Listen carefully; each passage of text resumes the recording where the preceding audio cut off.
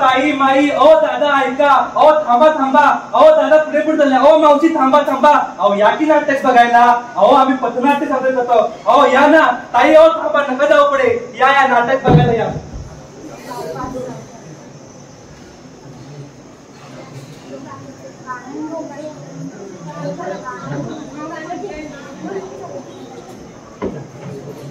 आई मला मोबाईल पाहिजे बघू दे ना मला मोबाईल पाहिजे बघू दे ना त्याशिवाय मला कामच नाही ठेवा ना आई मला मोबाईल पाहिजे बघू दे ना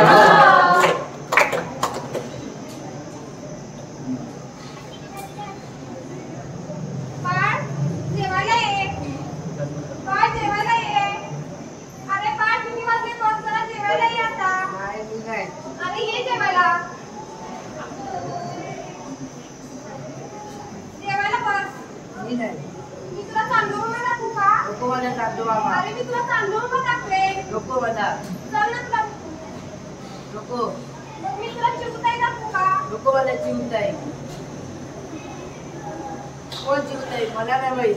अरे चिवताई तुला माहित नाही? नाही माहित मला. चिवताई आपल्या दारात येते तो चांदोबा रात्री आपल्याला प्रकाश येतो तो आपला मामा असतो त्याला बघत आपण जेवायचं असतं. नाही माहित मला. मला नको जेवण. अरे जेव थोडं. जेवला नाही. नको मला. मला नकोय जेवण. अरे तू जेव थोडं. मला नकोय जेवण. अरे तुला मी काय म्हणतो म्हणजे तू जेवशील तू 2 दिवस जेवला नाहीस सरळ. मला मोबाईल मला नकोय जेवण. मला नकोय जेवण. नाही नाही नकोय मला जेवण.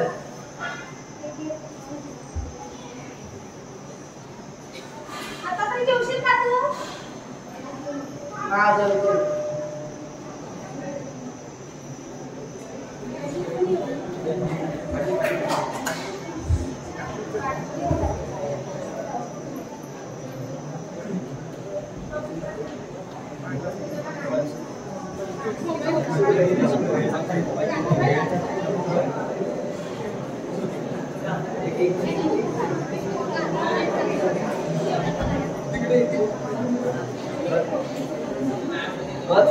चला मग पत्ती मिळावा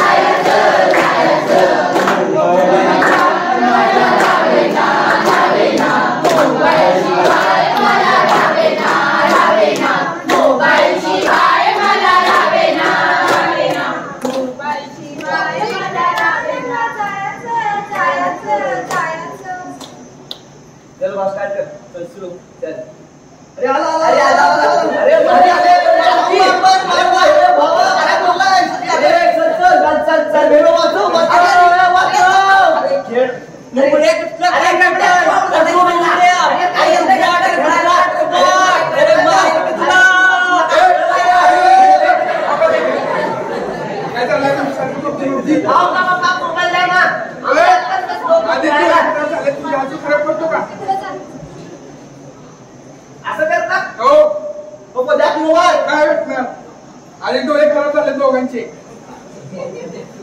पप्पा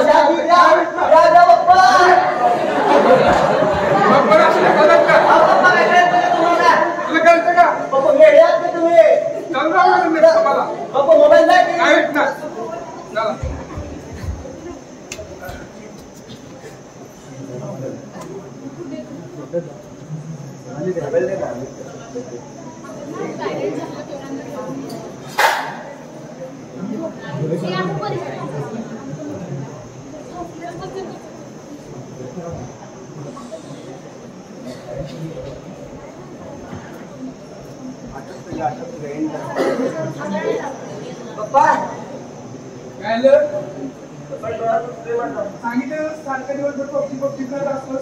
आता बघितलं ना आधी चष्मा आहे आता काय तर दवाखान्यात.